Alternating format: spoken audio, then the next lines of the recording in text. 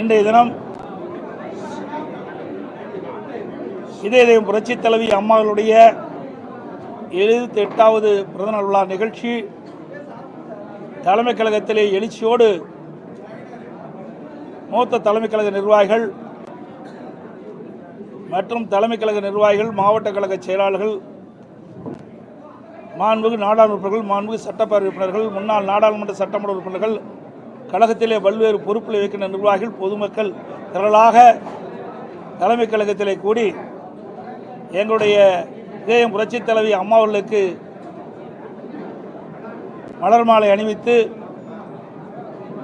மலர் தூவி இன்றைக்கு பிறந்த விழாவை எழுச்சியோடு நாம் கொண்டாடி இருக்கிறோம். இன்றைக்கு நடைபெறுகின்ற சட்டமன்ற பொது தேர்தலை ஒட்டி ஏற்கனவே 2 முறை அனைத்து இந்திய அண்ணா திராவிட முன்னேற்ற கழகத்தின் சார்பாக தேர்தல் அறிவிப்புகள் நாங்கள் வெளியிட்டுள்ளோம். இப்பொழுது அனைத்து இந்திய அண்ணா திராவிட முன்னேற்ற கழகத்தின் சார்பில் 3வது கட்ட தேர்தல் அறிவிப்புகள் வெளியிடுகிறோம். அறிவிப்பு 1.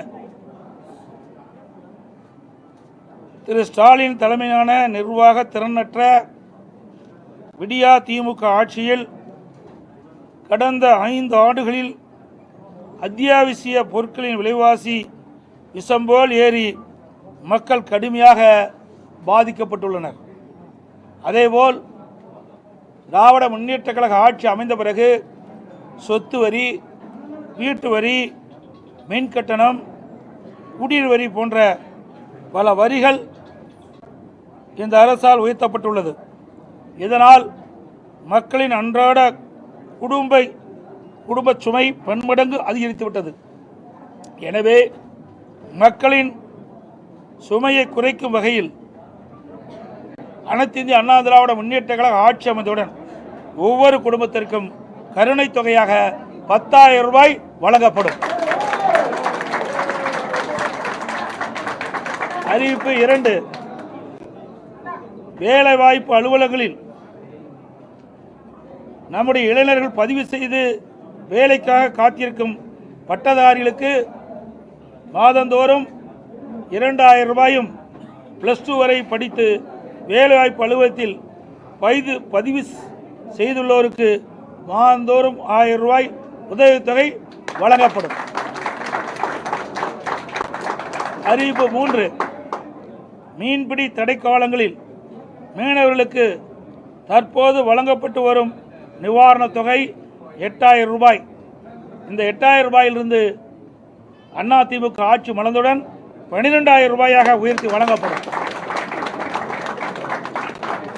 ஒவ்வொரு ஆண்டும் தைப்பொங்கல் அன்று வழங்கப்பட்டு வரும் பொங்கல் தொகுப்புடன் சேர்ந்து 1000 ரூபாய் பொங்கல் பரிசாக வழங்கப்படும். கைத்தறி நெசவாளர்களுக்கு தற்போது வழங்கப்பட்டு வரும் விலையில்லா மின்சாரம் 300 யூனிட்டிலிருந்து 450 யூனிட்டாக உயர்த்தப்படும்.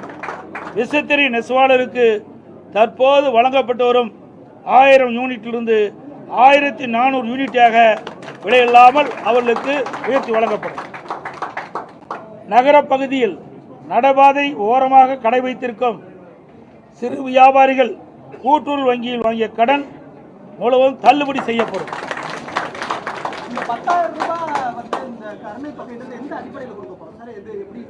சொல்லதே கருணை தானே, எந்த அடிப்படையில்? கருணை அடிப்படையில் தான் கொடுக்குறோம்.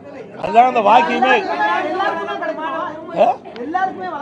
ஆமாம், அனைத்து குடும்பத்தானே போட்டுக்கிறோம். குடும்பத்திற்கு வழங்கப்படும் தான் கொடுத்துருக்குறோம். ஒரு முறை தான் வழங்கப்படும்.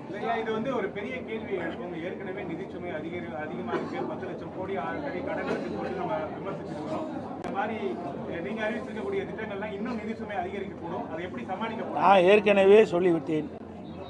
எங்களுடைய அதிமுக அரசு இருக்கின்ற பொழுது திறமையாக செயல்பட்டு கொரோனா காலத்தில் கூட 1 ரூபாய் வரி வருமானம் இல்லாத போதே சிறப்பான ஆட்சி கொடுத்த அரசாங்கம் அதிமுக அரசு. அதனால் வருவாயை பெருக்கி நாங்கள் அறிவிக்கப்பட்ட நலத்திட்ட உதவிகள் முழுமையாக வழங்கப்படும்.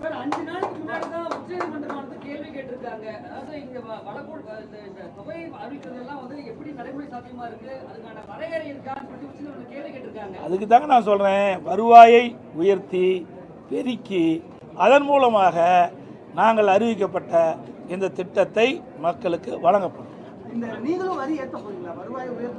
அது இப்போல்லாம் எப்படிங்க சொல்ல முடியும்? வரி ஏற்றுறாங்களா இல்லையா? நீங்கள் கேட்குற கேள்வியெல்லாம் அதாவது வரி உயர்த்துறது பல இருக்குது, புரியுதுங்களா? இன்றைக்கு வரி உயர்த்துவதற்கு பல்வேறு வழிகளில் நிதியில் இருக்குது. அந்த நம்முடைய நிதி துறையைச் சேர்ந்தவர் நிபுணர்கள் மூலமாக எந்தெந்த வகையில் வரி பெருக்க முடியுமோ உயர்த்த முடியுமோ அதை உயர்த்தி நாங்கள் அறிவிக்கப்பட்ட திட்டங்களுக்கு தேவை நிதியை பெற்று திட்டங்களை செயல்படுத்துவோம். வேலையில்லாத பட்டதாரிகளுக்கு மாதமான காசு தரும் நம்ம சொல்லியிருக்கோம்.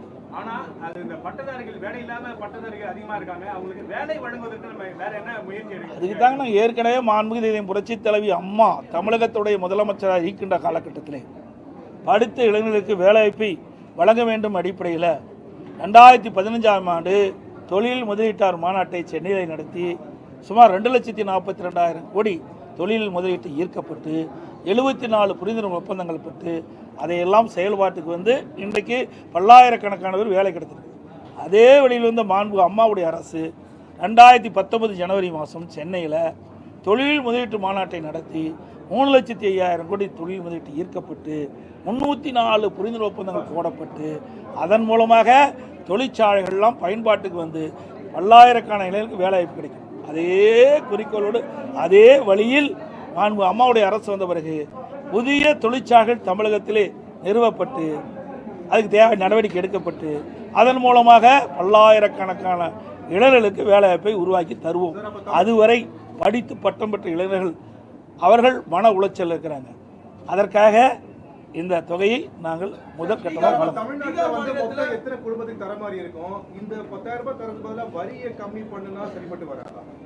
சார், அதாவது முதல்ல ரொம்ப உயிருக்கு போராடிட்டு இருக்காங்க.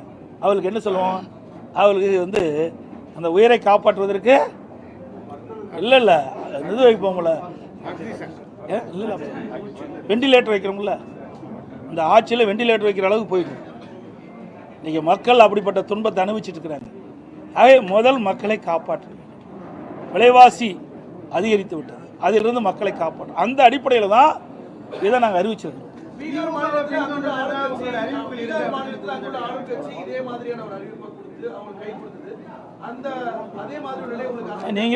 நீங்களே கேள்வி கேட்டீங்க, நீங்களே பதிலும் சொல்லிட்டீங்க, இரண்டும் நீங்களே சொல்லிட்டீங்களே.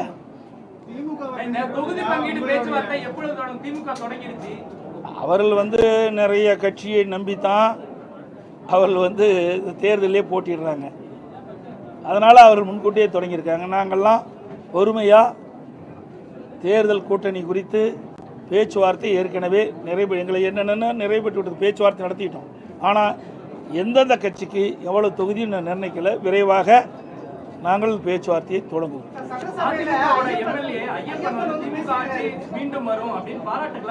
அவர் யாரோட இருக்கிறார் தெரிஞ்சுக்கிட்டீங்க?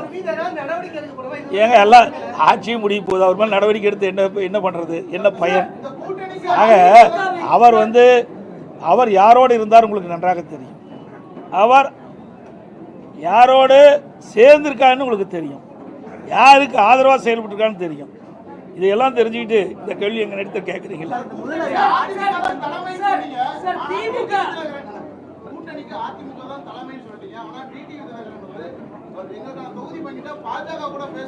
அதாவது நல்லா புரிஞ்சுக்கணும், அதிமுக தேசிய ஜனநாயக கூட்டணி, தேசிய ஜனநாயக கூட்டணி ஏற்கனவே அமைக்கப்பட்டது.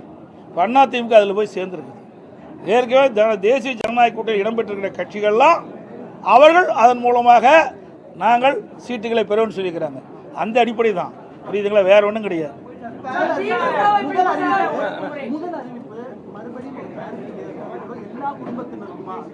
இது சார் நான் தான் திருப்பி, அதாவது எல்லா குடும்பம் அதை பாரு, குடும்ப இதிலே தெளிவாக பாருக்கிறோம்.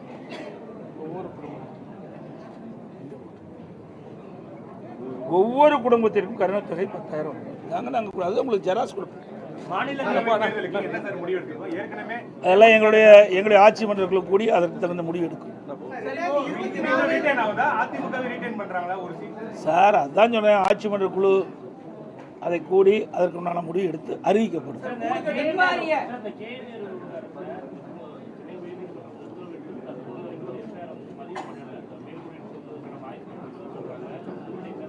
சார் என்றைக்கு திமுக நீதிமன்றம் கொடுத்த தீர்ப்பை ஏற்று அமுல்படுத்தி இருக்குது?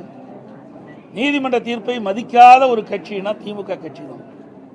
இன்றைக்கு திரு நேரு அவர்கள் மீது இடி ஆதாரத்தோடு குற்றச்சாட்டுகளை அங்கே இருக்கின்ற மாநிலத்தில் இருக்கின்ற தலைமை காவல் துறை அதிகாரிக்கு அனுப்பிட்டிருக்காங்க. 3 முறை அவள் அறிக்கை அனுப்பப்பட்டதாக தகவல் செய்திகள். அதன் அடிப்படையில் நடவடிக்கை எடுக்காத காரணத்தில் தான் அனைத்து இந்திய அண்ணா திராவிட முன்னேற்ற கழகத்தின் சார்பாக நாங்கள் உயர்நீதிமன்றத்தில் வழக்கு தொடர்ந்தோம். அந்த அடிப்படையில் நீதிமன்றம் விசாரிக்கப்பட்டு இடி தாக்கல் செய்த அந்த அறிக்கையின்படி அதில் என்னென்ன விவரங்கள் இருக்குதோ அதையெல்லாம் உள்ளடக்கித்தான் நீதிமன்றம் ஒரு தீர்ப்பை வழங்கியிருக்கிறது. அந்த தீர்ப்பை மதித்து இந்த அரசு செயல்பட வேண்டும் என்பதுதான் எங்களுடைய கோரிக்கை. செயல்படும் என்று நாம் எதிர்பார்க்கிறோம். ஏனால் இதுவரை திராவிட முன்னேற்ற கழகத்துக்கு எதிராக வந்த எந்த தீர்ப்பையுமே இவர்கள் மதித்ததே கிடையாது. இதுவரை டிஜிபி, நிரந்தர டிஜிபி, சட்ட ஒழுங்கு நிரந்தர டிஜிபி நியமிச்சிருக்காங்களா? நீதிமன்றம் போச்சு, உயர்நீதிமன்றம், உச்ச நீதிமன்றம் போய் வந்த பிறகு கூட இந்த அரசாங்கம் நீதிமன்றத்தினுடைய உத்தரவை மதிக்காமல், தீர்ப்பை மதிக்காமல் இருக்கின்ற ஒரே அரசாங்கம் திராவிட முன்னேற்ற கழக அரசாங்கம். அனைத்து ஊடகங்களுக்கும் நன்றி, வணக்கம்.